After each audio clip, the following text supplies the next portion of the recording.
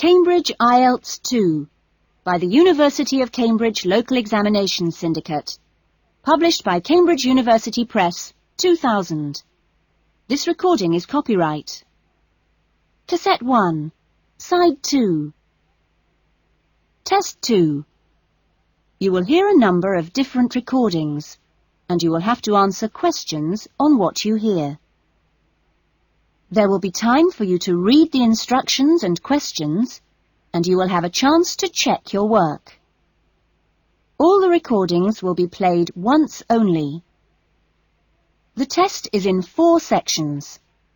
Write all your answers in the listening question booklet. At the end of the test, you will be given 10 minutes to transfer your answers to an answer sheet. Now turn to section 1.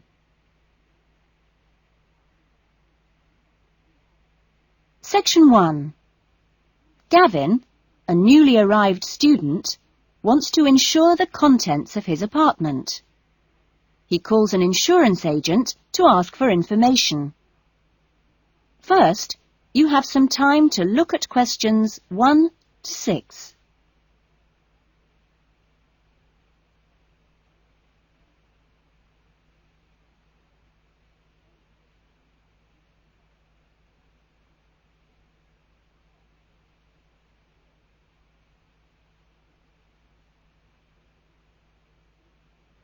You will see that there is an example that has been done for you. On this occasion only, the conversation relating to this will be played first. Good morning, Diane Davis. Can I help you? Yes, I'd like to get some insurance for the contents of my home. Fine. When did you move into the house? A couple of weeks ago. And, it's an apartment, actually. I was told by the landlord that it would be a good idea to get some insurance for the furniture and other personal possessions. Gavin moved into his apartment 2 weeks ago, so B has been circled. Now we shall begin.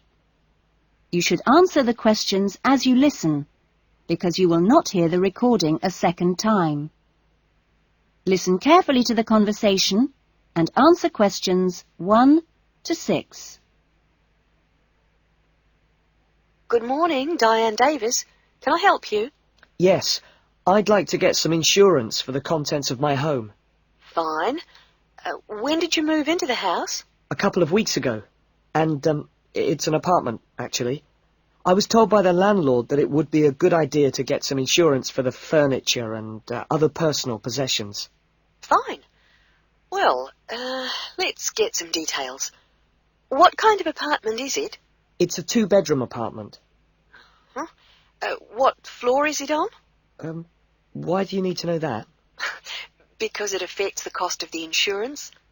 An apartment on the ground floor isn't as protected as others, and there's more chance of a break-in. Really? I didn't know that. It's on the second floor. Second. And how much is the rent? It's $615 per month. Good. And where is it located? In Biggins Street, South Hills. I see. And what things did you want to insure? Well, what do you recommend? Well, the most important things are those which you would normally find in a home. Things like the television, fridge, and so on. I see. Well, I've got a fridge and a stereo system, which I've just bought from a friend. And how much did you pay for the fridge? $450. 50 or 15? 50. And the stereo system cost $1,150. Have you got a television? Yes, but it's very old and not worth much. Okay. Well, is there anything else you want to insure? Yes, I've got a couple of watches and my CDs and books. How much do you think they're worth? The watches are worth $1,000? For both of them? No, each one. And altogether, the CDs and books cost me about $400. Okay, so the value of everything you want to insure is $4,000. How much will the insurance cost?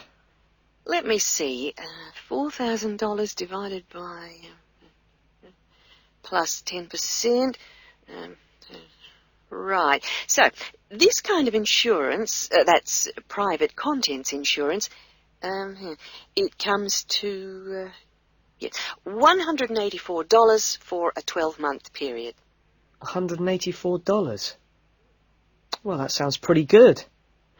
Okay, I'll take that policy. Before the conversation continues, you have some time to look at questions 7 to 10.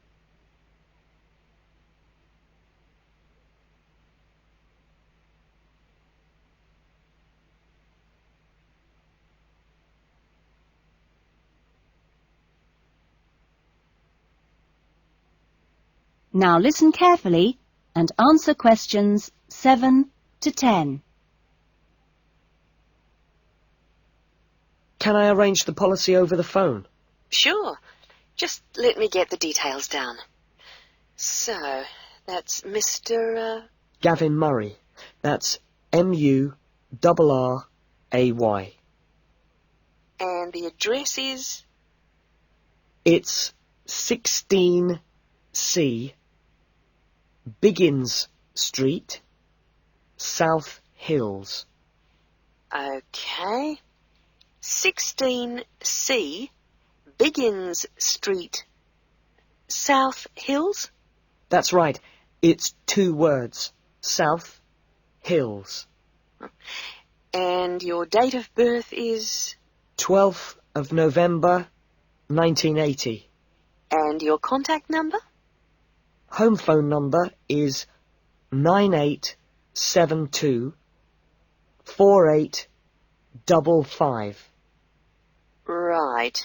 And, you're Australian? No, I was born in London, although my mother is from Tasmania. Oh, really? Whereabouts? Hobart. I see. Interesting place. Now, are you working at the moment? No, I'm a full-time student at Sydney University. Right. Good. That is the end of section 1. You will now have half a minute to check your answers.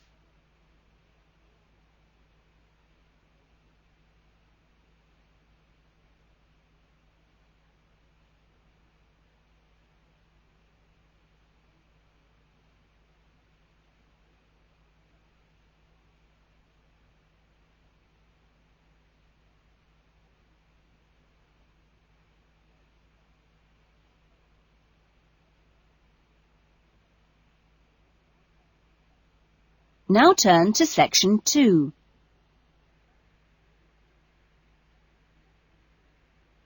Section 2. You will hear an address by the college president welcoming new students to a residential college. First, you have some time to look at questions 11 to 14.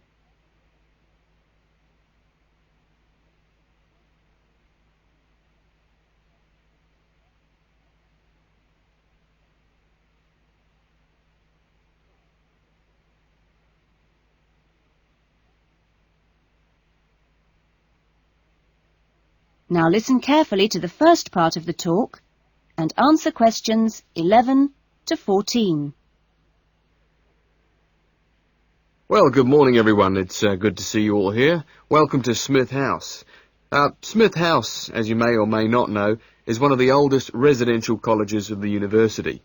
As you can see, the building you're in now, which contains this main lounge, the dining room, the recreation room, the kitchen and the offices, was part of the original old house built in the 1840s, to be used by the family of George Smith. That's, of course, how the house and college got their names. The original house was converted into a residential college for the university in 1940, and since then has continued to be added on to and modernised. You'll notice when you receive your room allocation in a few minutes that your room number either begins with the letter N, S or W, like this one here. The first letter refers to the 3 wings of the college, which come away from this main building. Of course, the letters represent the 3 directions, in this case, north, south and west. Each wing has 2 floors, and so the next number you see is either 1 or in this case 2, and this indicates which floor your room is on. The number after that is your individual room number. So it's quite simple to find any room by going to the right wing, then floor, and then room number. Before you hear the rest of the talk, you have some time to look at questions 15 to 20.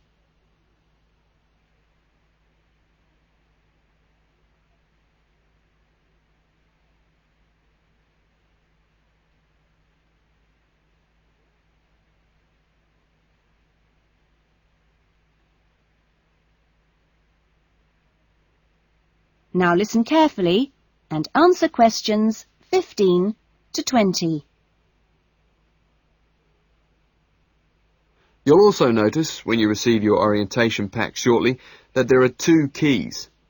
One is the key to your room, and only you have that key, and the other is a key to the front door, which you've just come through here from the street. This door is closed and locked at 8 p.m. every night, and opened again at 7 a.m. You'll need your key if you're coming back to the college between those times. We ask all students to always enter and leave the college through the front door. You'll notice at the end of each corridor that there is another door, but these are fire doors and are kept locked from the outside. They should only be opened from the inside in case of emergency. In your fees, you've paid a laundry fee, which covers the cleaning of bed linen and towels. All bed linen and towels are clearly embossed with the name Smith House, so it's easily identifiable. If you want your other laundry to be done by the college, this can be arranged for a small extra fee. There are only a few rules here at Smith House, and we have these rules so that we can all live comfortably together. The most important rule is that there must be no noise after 9 p.m. There is also no smoking in the rooms or anywhere inside the college, but smoking is permitted on the balconies. All meals are served in the dining room. Meal times are listed in your orientation pack. Please read these carefully, as meal times cannot be changed, and if you arrive late, I'm sorry to say, you'll just go hungry. If you're unsure about things, each floor has an elected floor senior, who is usually a student in their 3rd or 4th year of study, who's been at Smith House for a while. The floor seniors will introduce themselves later today and answer any questions you have. But for now, I'm going to hand you over to Marnie, who is going to give you the orientation packs and keys. Thanks, Marnie. That is the end of section 2. You will now have half a minute to check your answers.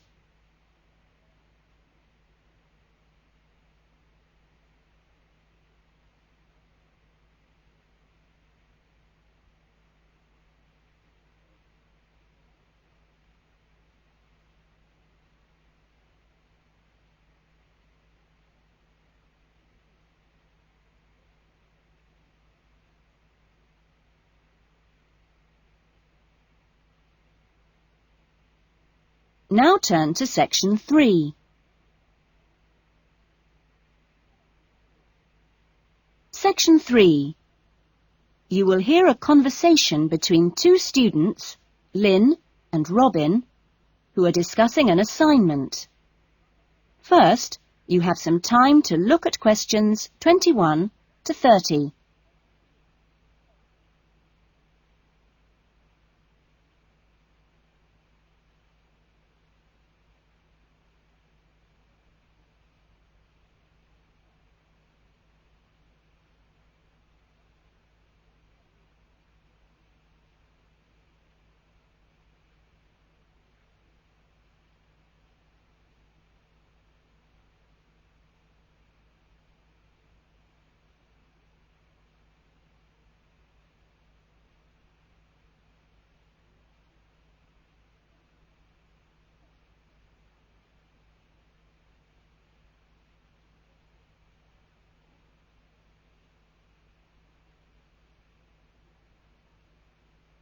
Now listen carefully to the conversation and answer questions 21 to 30.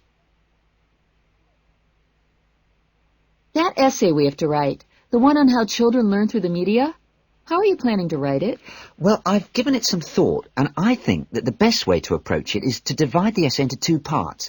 First of all, we'd have to look at some examples of each type of media. Yes, what they are. Then we could describe how we can use each medium so that children can learn something from each one. Exactly. Maybe we could draw up a table and look at examples of each medium in turn. Let's see. The different forms of media would be the print media. Here you'd have things like books and newspapers, that sort of thing. And included in these are the pictorial forms of print media, like maps. Yes, maps are really just formal pictures, aren't they? And then there are what we call the audio forms of media, where children can listen. CDs and radios are probably the best examples because a lot of children have access to these, especially radios. And this would lead into the audio-visual media, which can be seen as well as heard. Film, television, and we mustn't forget videos. Yes, but there's a final category as well. Computers that make up the so-called electronic media. In the United Kingdom and Australia, they say that 1 in 3 families has a computer now. Yes, I believe it. Well, that's a good list to start with. We're really getting somewhere with this essay now. So let's move on to when each type of medium could be used. I guess we could start by trying to identify the best situation for each type of media. What do you mean? I'm talking about whether each medium should be used with different size groups. For example, we could look at pictures and ask whether they're more useful for an individual child, a few children together, or a full class. In this case, I'd say pictures are best with individual children because they give them an opportunity to let their imaginations run wild. Yes, I see. Let's take tapes next. Although tapes look ideal for individual children, I feel they're best suited to small group work. This way, children don't feel isolated because they can get help from their friends. Computers are the same. I think they're better with small numbers of children, and they're hardly ever useful with a whole class. Videos, however, are ideal for use with everyone present in the class, especially when children have individual activity sheets to help them focus their minds on what's in the video. And what about books? What would you recommend for them? Books are ideal for children to use by themselves. I know they're used with groups in schools, but I wouldn't recommend it. Other pictorial media like maps, though, are different. I'd always plan group work around those. Give the children a chance to interact and to share ideas. I agree. Teachers often just leave maps on the wall for children to look at when they have some free time. But kids really enjoy using them for problem solving. Yes. Different people have different ideas, I suppose. Yeah, and different teachers recommend different tools for different age groups.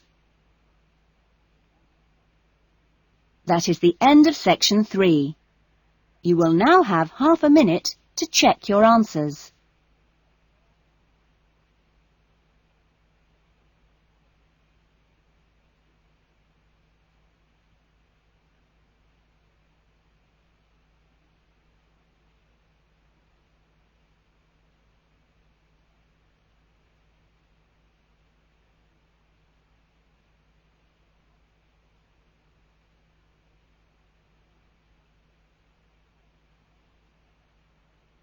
Now turn to section 4.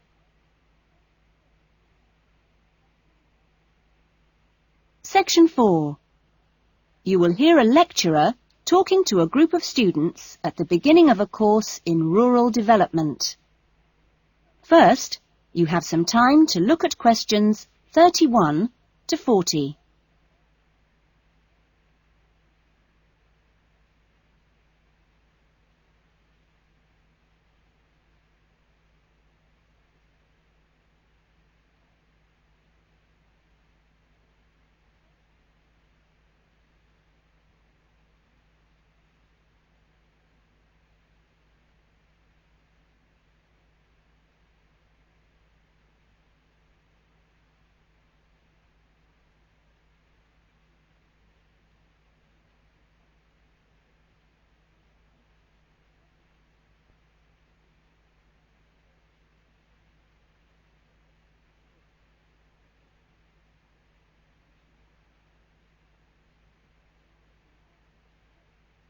Now listen carefully to the talk and answer questions 31 to 40. I hope that this first session, which I've called an Introduction to British Agriculture, will provide a helpful background to the farm visits you'll be doing next week. I think I should start by emphasising that agriculture still accounts for a very important part of this country's economy. We are used to hearing the UK's society and economy described as being industrial, or even post-industrial. But we mustn't let this blind us to the fact that agriculture and its supporting industries still account for around 20% of our gross national product. This figure is especially impressive, I think, when you bear in mind how very small a percentage of the UK workforce is employed in agriculture.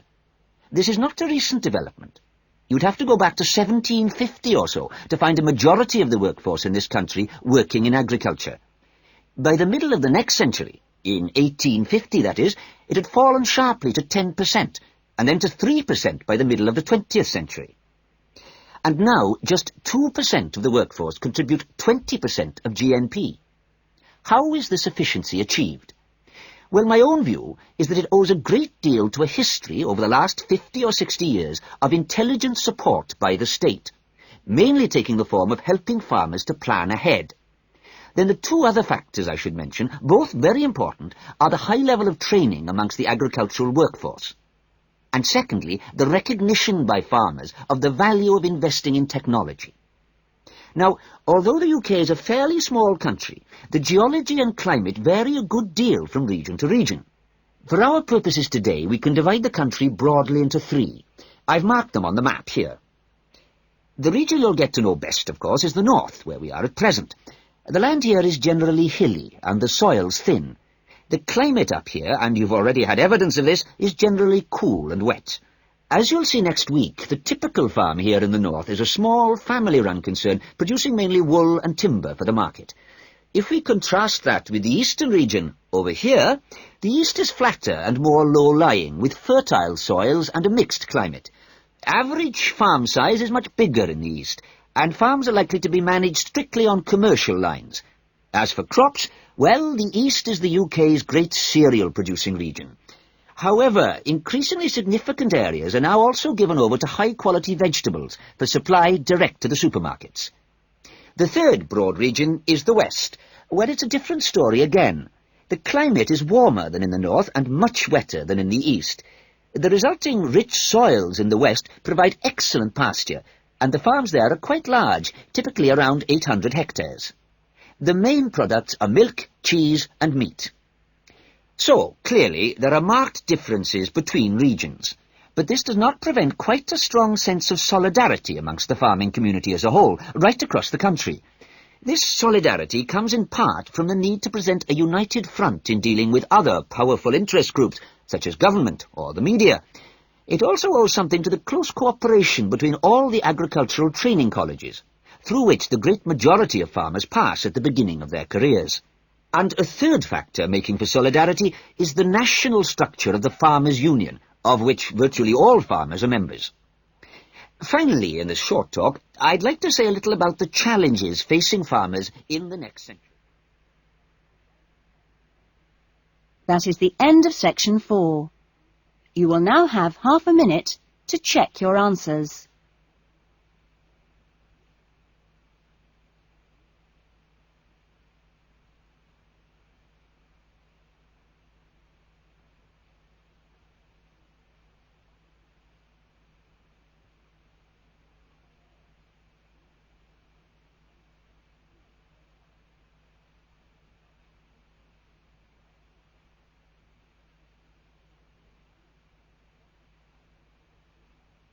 That is the end of the listening test.